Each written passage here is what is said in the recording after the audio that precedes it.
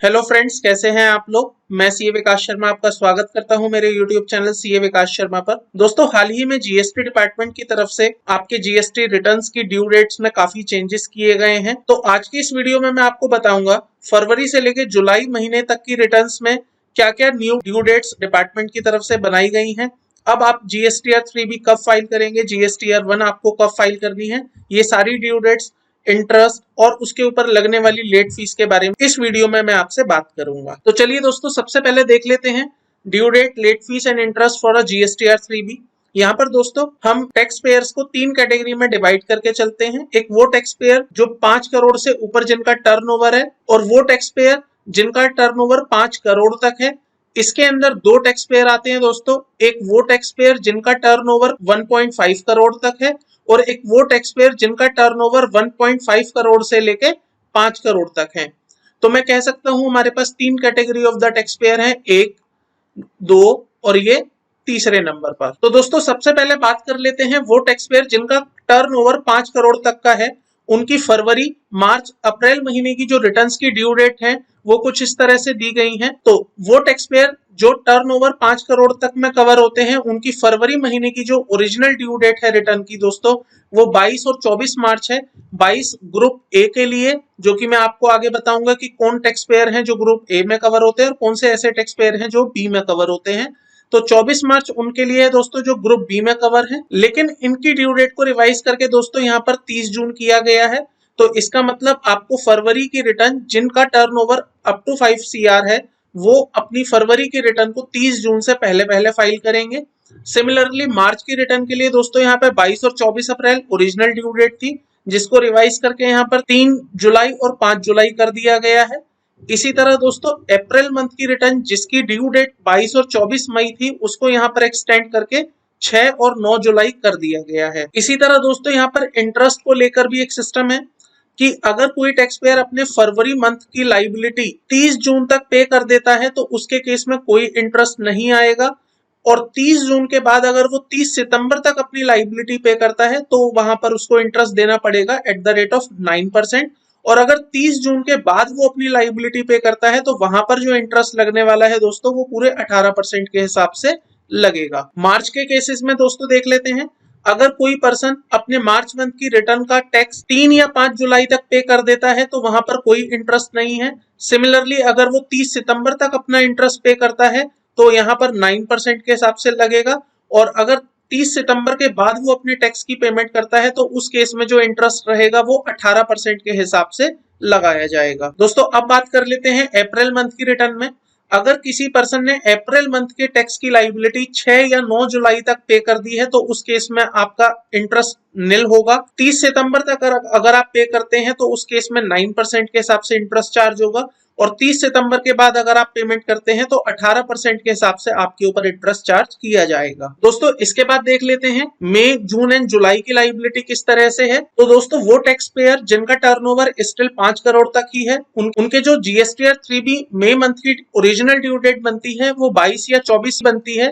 But इसको extend करके government की तरफ से 12 या 15 सितंबर कर दिया गया है। Again 12 is for group A and 15 is for group B. तो ये जो ग्रुप का स्टेट वाइज सेग्रीगेशन है, ये मैं आपको इसी वीडियो में आगे बता दूंगा कि कौन कौन से स्टेट किस ग्रुप में कवर होते हैं। उस अकॉर्डिंगली आपका जीएसटीआर 3B का ड्यू डेट डिसाइड हो जाएगा। जून मंथ की जो ड्यू डेट 22 और 24 बनती है, उसको गवर्नमेंट की तरफ से एक्सटेंड करके 23 और 25 सितंबर कर दिया गया है।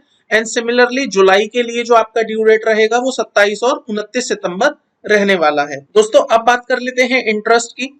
तो मई मंथ की लाइबिलिटी का इंटरेस्ट अगर आप 12 या 15 सितंबर तक पे कर देते हैं तो आपके ऊपर कोई इंटरेस्ट नहीं आएगा। अगर आप 30 सितंबर तक अपनी लाइबिलिटी पे करते हैं तो आपके ऊपर 9% का इंटरेस्ट है।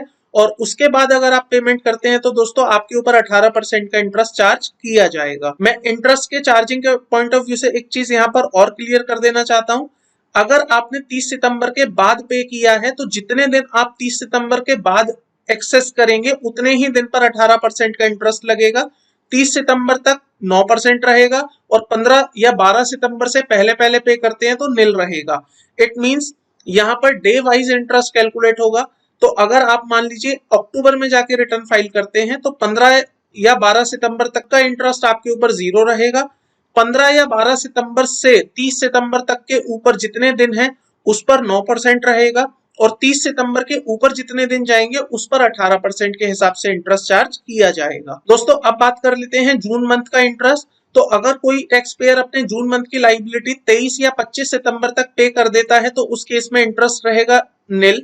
अगर वो 30 सितंबर तक पे करता है तो इंटरेस्ट का रेट हो जाएगा दोस्तों 9% और उसके बाद अगर वो पेमेंट करता है तो इंटरेस्ट का रेट होगा 18%।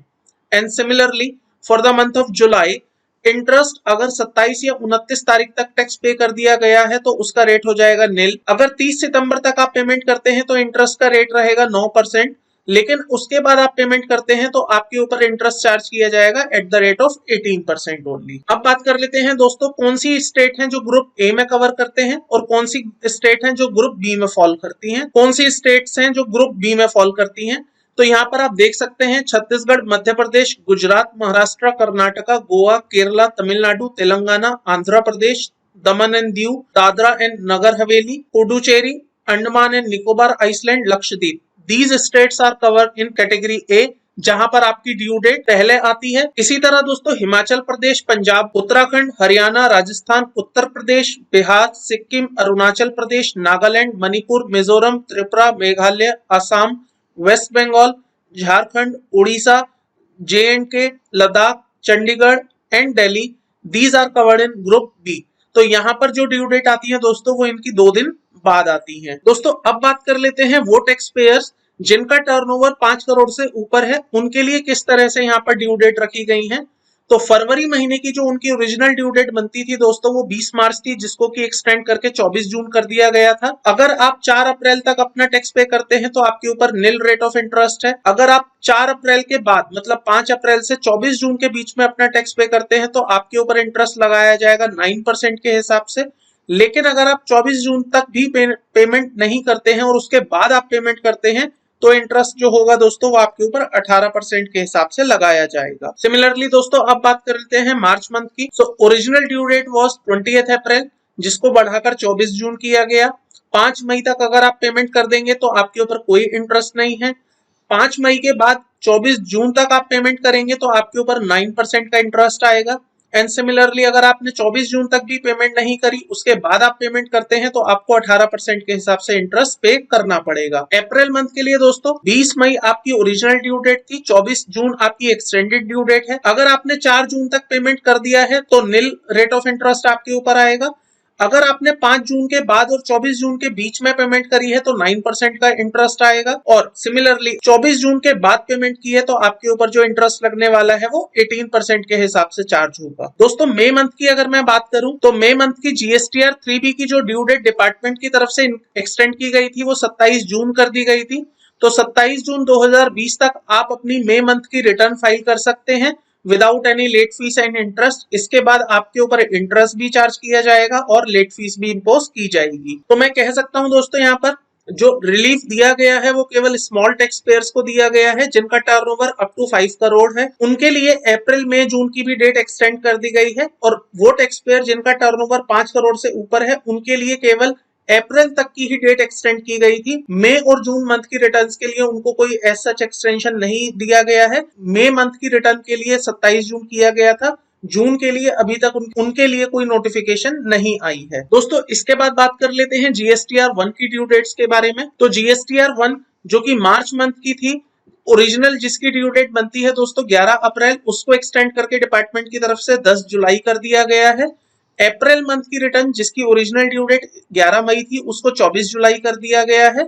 मई मंथ की ड्यू डेट को 28 जुलाई तक बढ़ा दिया गया है और जून मंथ की जो मंथली रिटर्न आती है उसको 5 अगस्त तक एक्सटेंड कर दिया गया है। इसी तरह दोस्तों जो क्वार्टरली रिटर्न है जनवरी से लेकर मार्च 20 तक की उसको 17 जुलाई कर दिया गया है।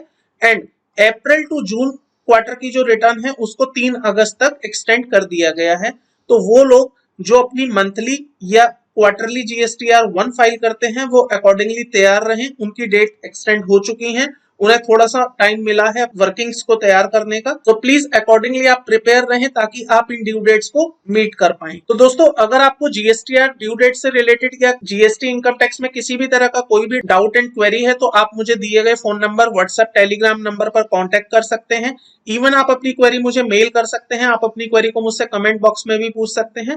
मैं आपकी हर क्वेरी को डेफिनेटली आंसर करूंगा। तो आज की वीडियो में केवल इतना ही था दोस्तों। जल्द ही मिलता हूं एक नई वीडियो एंड कंटेंट के साथ। तब तक के लिए थैंक यू, बाय बाय।